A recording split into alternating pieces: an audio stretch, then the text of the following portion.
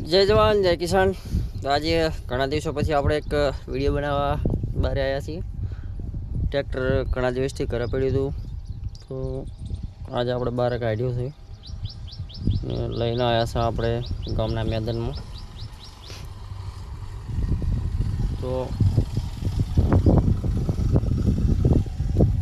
છેલ્લા 10 દિવસથી ટ્રેક્ટર આપણું ઘરે પડ્યું છે, તો જેથી કરીને આપણે થોડું બહાર લઈ લઈએ કીધું. બેટરી થોડીક થઈ જાય ને ટાયરમાં આપણે પડ્યું રહેવાના કારણે હવા થોડીક ઓછી થઈ જાય એટલે બધી. તો હવા ફરતા હવા ગામમાં હવે આપણે આ જગ્યાએ પહેલાં પણ આવ્યા હતા ટ્રેક્ટર લઈ, જેથી ટોચન કર્યું હતું 60-55 ને આપણા સૌરાજનું જે પાટા થઈ રહ્યા છે. તો આ વિડીયોમાં ખાસ એવું કે આપણે 2 દિવસથી ફોન કરીએ છીએ વાવડીવાળા સિદ્ધરાજ ઠાકોરને એ લોકોને, તો એને કીધું આપણે કે ટોચન કરવું હોય તો હવે આપણે હાલ ફ્રી છીએ.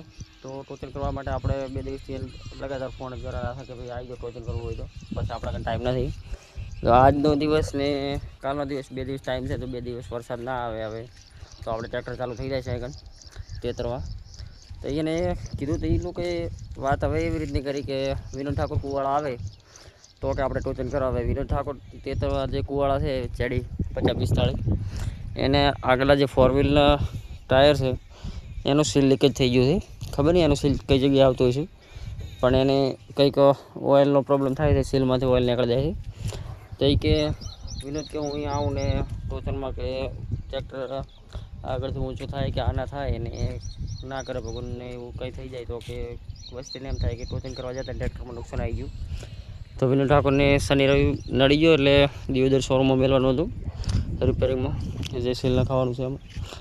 તો શનિ રવિથી જઈ નહીં શક્યા ને હવે આજ વિનોદ ઠાકોરને મેળવાનું હતું ટ્રેક્ટર. હવે મિલ્યું ના મિલ્યું ખબર નહીં આપણને, બરાબર.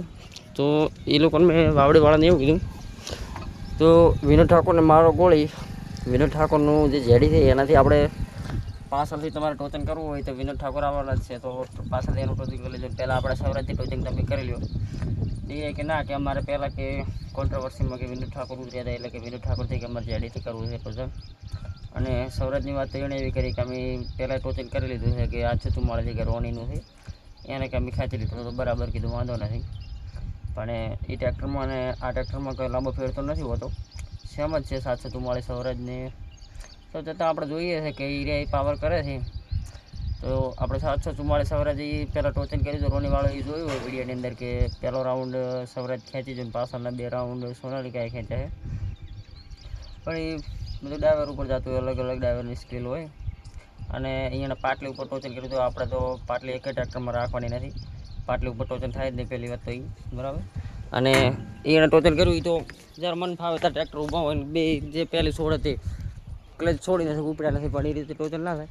ટોચન કરવું હોય તો પેલો સાઈડમાં માણસને ઉભો રાખવો પડે અને હાથ કરે પછી ટ્રેક્ટરને બે ડ્રાઈવર ક્લચ છોડવા જુઓ, બરાબર. તો સિદ્ધરાજ ઠાકોરને આપણે કહેવા માગીએ વિડીયોના માધ્યમથી કે ટોચન કરવું હોય તો કરી લો 2 દિવસમાં, આજ એટલે કે કાલમાં. પછી તો પરમ દિવસ તમે કહેશો તો સુરેશ ઠાકોર પરમ દિવસ પછી નહીં આવે, બરાબર. ને રહી વાત શરતની, તો તમે કોઈ એટલે આપણે શરત કરવા તૈયાર છે. 11,000ની કરવી હોય તો 21,000ની કરવી હોય, બરાબર. તો શરતમાં તો આપણે બીજી કોઈ વાત નહીં કરવાની, 11,000ની શરત તો પહેલાંથી આપણે નક્કી કરેલ છે.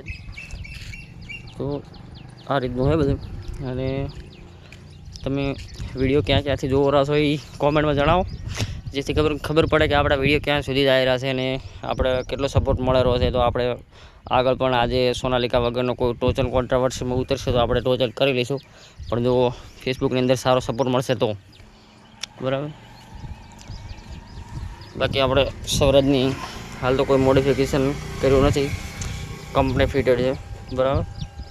રહી વાત તો આપણે આગળ વેટની, તો બિલકુલ ટ્રેક્ટરની અંદર એક્સ્ટ્રા વેટ નથી એટલે આપણે બમ્પર નાખવાનું છે.